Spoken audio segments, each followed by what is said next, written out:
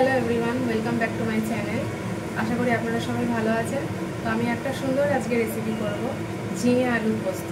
তো চলো শুরু করা যাক। প্রথমে আমি এইটুকুনি একটা বাটিতে তেল নিয়েছি। তো আমি এইটুকুনি দিলেই পুরো রান্নাটা করব। তেলটা গরম হোক, তারপর আলু আর ঝিঙেগুলো এক এক করে দেব। এটা একটুখানি তেলটা আমি গরম করে নিচ্ছি। আপনারা যদি খেয়াল করে থাকেন তো দেখবেন যে আমি আগের ভিডিওগুলো খুব অল্প তেলে রান্নাগুলো করি, কেন কি এখনকার দিনে সবাই খুব হেলথ কনসিয়াস, সবাই চাইলে ঠিক একটা ভালো ফিগারে সবাই নিজেকে রাখতে। তো অনেক হেলথ ইস্যুও হচ্ছে, তার জন্য অল্প তেলে রান্নাটা করা উচিত সবার জন্যই। তো আমি অল্প তেলে যে রান্নাটা করছি, যেইটুকুনি বাটিতে তেল নিয়েছি ওইটুকুনিতেই পুরো রান্নাটা করবো। এবার আমি কেটে রাখা, ধুয়ে রাখা, সেদ্ধ করেছি আলুগুলো। তো সেদ্ধ করার পর আলুর জলটা আমি ফেলে দিয়েছি, কেন কি অনেক ডায়াবেটিক পেশেন্টদেরও আলুর যে জলটা খাওয়া উচিত না, সেদ্ধ করে ফেলে দিয়ে খাওয়া উচিত। তো এই আলুগুলো আমি এখন তেলে দিয়ে দেবো।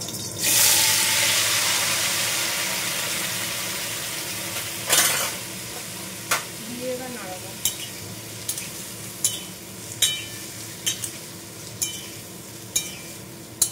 আমি অল্প তেলেই রান্নাটা করি, যাতে শরীরের পক্ষেও হেলদি হয় আর খেতেও টেস্টি লাগে। হাই ফ্লেমে আমি করি না, লো ফ্লেমেই করে করে আমি এই রান্নাগুলো কমপ্লিট করার চেষ্টা করি, যাতে তেলটাও না হবে অথচ অল্প তেলেও রান্নাটা হয়ে যায়। এবার আমি দেবো, এখানে রয়েছে একটু নুন, একটু হলুদ আর একটু রেড চাহি মির্চ মশলা। তো এগুলো আমি এবার আলুর উপরে দিয়ে দেবো।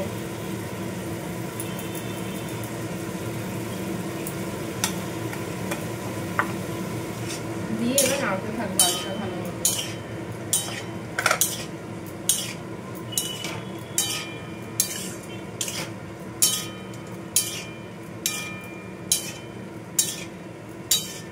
মাঝে মাঝে হাই করবো, এটা নিজের অ্যাডজাস্টেড লেভেলের অনুযায়ী রান্নাটা।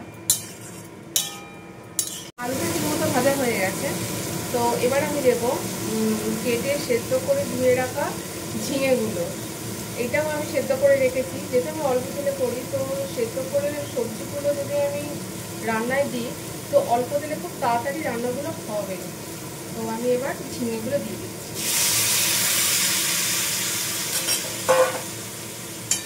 দিয়ে এবার এটা নাড়াতে থাকছে।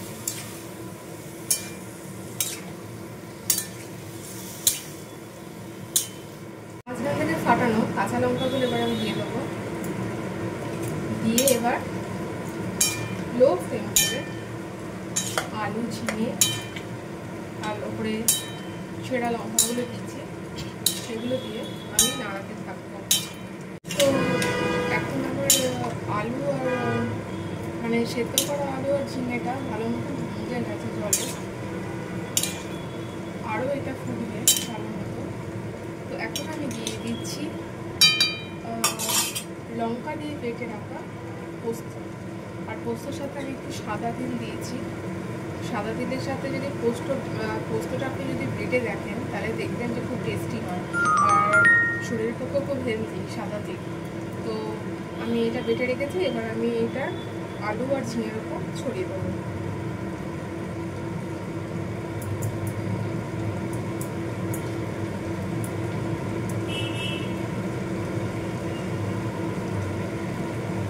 এবার এটা নাড়াতে থাকবো।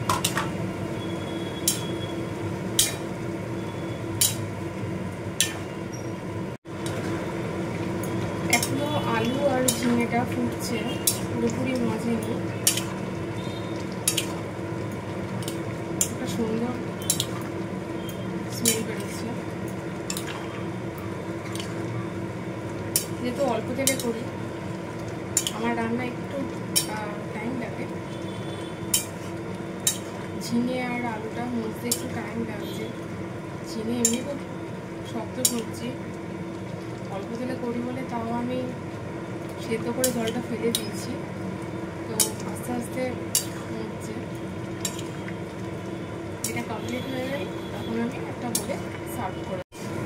তো আমার ঝিঙে পোস্ত হয়ে গেছে। এবার নামানোর আগে আমি একটুখানি কাঁচা সর্ষের তেল ওপর দিয়ে ছড়িয়ে দেবো।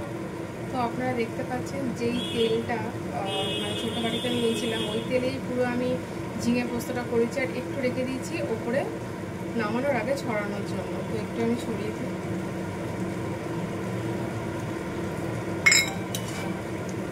দিয়ে এবার একটু নাড়িয়ে বন্ধ করে দেবো আমি তেলটা।